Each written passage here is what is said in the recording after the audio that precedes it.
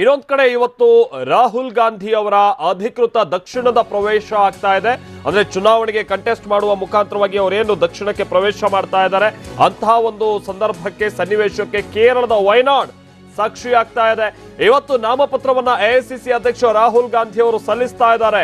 ಬೆಳಗ್ಗೆ 9:30 ಸಂದರ್ಭದಲ್ಲಿ ಹೆಲಿಕಾಪ್ಟರ್ ಮುಖಾಂತರವಾಗಿ ಕಲ್ಪೆಟ್ಟ ಅಂದ್ರೆ ವಯನಾಡ್ನ ಜಿಲ್ಲಾಧಿಕಾರಿಗಳ ಕಚೇರಿ ಇರುವಂತಹ ಆ ಒಂದು ಸಿಟಿಯ ಒಂದು ಪ್ರದೇಶ ಕಲ್ಪೆಟ್ಟ, ಅಲ್ಲಿಗೆ ಭೇಟಿ ಕೊಡ್ತಾ ಇದ್ದಾರೆ. ರೋಡ್ ಶೋವನ್ನ ನಡೆಸ್ತಾರೆ ಮೊದಲಿಗೆ, ಬಳಿಕ ಡಿಸಿ ಕಚೇರಿಯಲ್ಲಿ ಉಮೇದುವಾರಿಕೆಯನ್ನ ಸಲ್ಲಿಸಲಿದ್ದಾರೆ ಅನ್ನೋದು ಗೊತ್ತಾಗ್ತಾ ಇದೆ. ರಾಹುಲ್ ಗಾಂಧಿ ಅವರ ರೋಡ್ ಶೋ ಹಿನ್ನೆಲೆಯಲ್ಲಿ ಸಂಚಾರವನ್ನ ಬಹುತೇಕ ಬಂದ್ ಮಾಡಲಾಗಿದೆ. ಬಸ್ ನಿಲ್ದಾಣದಿಂದ ಡಿಸಿ ಕಚೇರಿಯವರೆಗಿನ ಸಂಚಾರವನ್ನ ಈ ಸಂದರ್ಭದಲ್ಲಿ ರಾಹುಲ್ ಗಾಂಧಿ ಅವರಿಗೆ ಸಾಥ್ ಕೊಡ್ತಾರೆ ಪ್ರಿಯಾಂಕಾ ಗಾಂಧಿ ಅವರು ಅನ್ನೋದು ಗೊತ್ತಾಗ್ತಾ ಇದೆ. ಕಲ್ಪೆಟ್ಟ ಜಿಲ್ಲಾಧಿಕಾರಿ ಕಚೇರಿಯಲ್ಲಿ ನಾಮಪತ್ರವನ್ನ ಸಲ್ಲಿಕೆ ಮಾಡ್ತಾರೆ.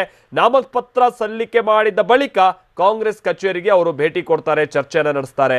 ಹೆಲಿಪ್ಯಾಡ್ ನಲ್ಲಿ ಯುಡಿಎಫ್ ನಾಯಕರ ಜೊತೆಗೂ ಕೂಡ ಅವರು ಸ್ವಲ್ಪ ಹೊತ್ತು ಸಂವಾದವನ್ನ ನಡೆಸ್ತಾರೆ ಅನ್ನೋದು ಕೂಡ ಗೊತ್ತಾಗ್ತಾ ಇರುವಂತ ಮಾಹಿತಿ.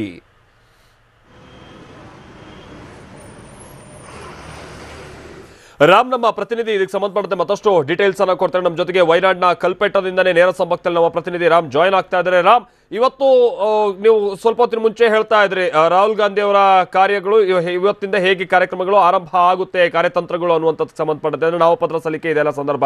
ಅಂದ್ರೆ ಪ್ರಚಾರ ಕಾರ್ಯಕ್ಕೂ ಕೂಡ ಇವತ್ತಿನಿಂದಲೇ ಅಲ್ಲಿಗೆ ಚಾಲನೆ ಕೊಡಲಾಗುತ್ತಾ, ಏನ್ ಕತೆ? ಯಾಕಂದ್ರೆ ಎಲ್ಲವೂ ಕೂಡ ಕಾರ್ಯಕರ್ತರ ಮೇಲೆ, ನಾಯಕರ ಮೇಲೆ ಹೊಣೆಗಾರಿಕೆಯನ್ನು ವಹಿಸೋದಕ್ಕೆ ಸಾಧ್ಯ ಆಗುದಿಲ್ಲ. ಅವರು ಕೂಡ ನೇರವಾಗಿ ಪ್ರಚಾರ ಕಾರ್ಯದಲ್ಲಿ ತೊಡಗಿಸ್ಕೊಳ್ಬೇಕಾಗುತ್ತೆ. ಅಂಥದ್ದು ಇವತ್ತಿಂದನೇ ಶುರುವಾಗುತ್ತಾ? ನಂತರದ ಕಾರ್ಯತಂತ್ರಗಳು ಏನ್ ವಿಚಾರವಾಗಿ ಚರ್ಚೆ ಆಗ್ತಾ ಇದೆ ಕೇರಳದಾದ್ಯಂತ? ಈ ವಿಚಾರವನ್ನ ಹೇಗೆ ಜನ ಎದುರು ನೋಡ್ತಾ ಇದ್ದಾರೆ ರಾಮ್? ಮಲ್ತೇಶ್, ದೇವರನಾಡು ಕೇರಳದ ವಯನಾಡು ಲೋಕಸಭಾ ಕ್ಷೇತ್ರದ ಕಲ್ಪೆಟ್ಟದಲ್ಲಿ ಇವತ್ತು ಕಾಂಗ್ರೆಸ್ ಕಾರ್ಯಕರ್ತರ ಏನು ಉತ್ಸಾಹ ಮುಗಿಲು ಮುಟ್ಟಿದೆ. ನಾವೀಗ ಕಲ್ಪೆಟ್ಟದಲ್ಲಿದ್ದೇವೆ, ನೀವು ನೋಡ್ತಾ ಇರಬಹುದು.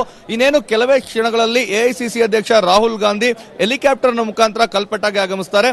ಕಲ್ಪೆಟ್ಟಗೆ ಆಗಮಿಸಿದ ನಂತರ ಅವರು ಇಲ್ಲಿರುವಂತಹ ಕಲ್ಪೆಟ್ಟದ ಜಿಲ್ಲಾಧಿಕಾರಿ ಕಚೇರಿಗೆ ತೆರಳಿ ನಾಮಪತ್ರವನ್ನ ಸಲ್ಲಿಸುತ್ತಾರೆ. ನಾಮಪತ್ರ ಸಲ್ಲಿಸಿದ ನಂತರ ಕಲ್ಪೆಟ್ಟದ ಬಸ್ ನಿಲ್ದಾಣದಿಂದ ಸುಮಾರು 2 ಕಿಲೋಮೀಟರ್ ವರೆಗೂ ಒಂದು ಮೆರವಣಿಗೆಯನ್ನ ತೆರೆದ ವಾಹನದಲ್ಲಿ ಆಯೋಜಿಸಲಾಗಿದೆ.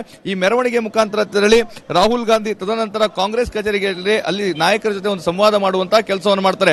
ಪ್ರಮುಖವಾಗಿ ಕೇರಳದಲ್ಲಿ ರಾಹುಲ್ ಗಾಂಧಿ ಬರ್ತಾರೆ ಅಂತ ಹೇಳಿದ ದಿನದಿಂದಲೂ ಸಹ ಸಾಕಷ್ಟು ನಿರೀಕ್ಷೆಗಳು ಜನರಲ್ಲಿ ಇದೆ.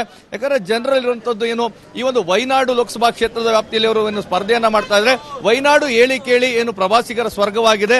ಸೊ ಈ ಪ್ರವಾಸಿಗರ ಸ್ವರ್ಗ ಏನಿದೆ ಇದು ಸಾಕಷ್ಟು ಈಗ ಪ್ರವಾಸಿಗರು ಬರ್ತಾ ಇಲ್ಲ. ಪ್ರಕೃತಿ ವಿಕೋಪ ಆದ ನಂತರ ಮತ್ತೆ ಇಲ್ಲಿನ ಸಂಚಾರದ ನಿರ್ಬಂಧಗಳಿಂದಾಗಿ ಯಾರೂ ಪ್ರವಾಸಿಗರು ಬರ್ತಾ ಇಲ್ಲ. ಒಬ್ಬ ಪ್ರಧಾನಿ ಅಭ್ಯರ್ಥಿ ನಮ್ಮ ಕ್ಷೇತ್ರಕ್ಕೆ ಬಂದು ನಿಂತ್ಕೊಂಡ್ರೆ ಖಂಡಿತವಾಗಿಯೂ ನಮ್ಮ ಕ್ಷೇತ್ರ ಅಭಿವೃದ್ಧಿ ಆಗ್ತದೆ ಅಂತೇಳಿ ಸಾಕಷ್ಟು ನಿರೀಕ್ಷೆಯನ್ನ ಎಲ್ಲರೂ ಜನರು ಇಟ್ಕೊಂಡಿದ್ದಾರೆ. ಆದ್ರೆ ರಾಹುಲ್ ಗಾಂಧಿಗೆ ಇದು ಈಸಿ ವಾಕ್ ಓವರ್ ಆಗಲ್ಲ ಅನ್ನೋದು ಸಹ ಸಾಕಷ್ಟು ಜನರ ಅಭಿಪ್ರಾಯವಾಗಿದೆ. ಯಾಕಂದ್ರೆ ಕಳೆದ 2 ಲೋಕಸಭಾ ಚುನಾವಣೆಯಲ್ಲೂ ಸಹ ಕಾಂಗ್ರೆಸ್ ಜಯಬೇರಿಯನ್ನ ಬಾರಿಸಿದೆ.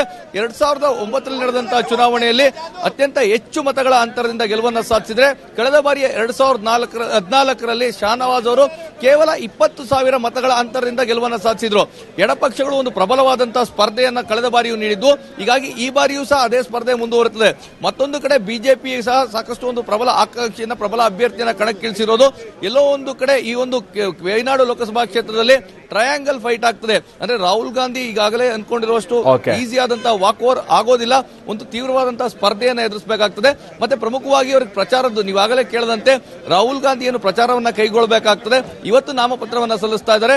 ಒಂದು ಬೃಹತ್ ಮೆರವಣಿಗೆ ಮುಖಾಂತರ ಪ್ರಚಾರಕ್ಕೂ ಸಹ ಇವತ್ತೇ ಚಾಲನೆ ನೀಡ್ತಾರೆ. ಇದಾದ ನಂತರ ಅವರು ವಾಪಸ್ಸು ತೆರಳುತ್ತಾ ಇದ್ದಾರೆ. ಯಾಕಂದ್ರೆ ಬೇರೆ ಬೇರೆ ಕ್ಷೇತ್ರಗಳಲ್ಲಿ ಅವರು ಪ್ರಚಾರವನ್ನ ನಡೆಸುತ್ತಿರುವುದಾಗಿ ಮತ್ತೆ ಅವರು ಕೇರಳಗೆ ಬರ್ತಾರ, ವಯನಾಡು ಲೋಕಸಭಾ ಕ್ಷೇತ್ರದಲ್ಲಿ ಪ್ರಚಾರವನ್ನ ನಡೆಸ್ತಾರ, ಮತಯಾಚನೆ ಮಾಡ್ತಾರ. ಇದುವರೆಗೂ ಅಧಿಕೃತವಾದ ಮಾಹಿತಿ ಲಭ್ಯವಾಗಿಲ್ಲ. Maltesh, thank you.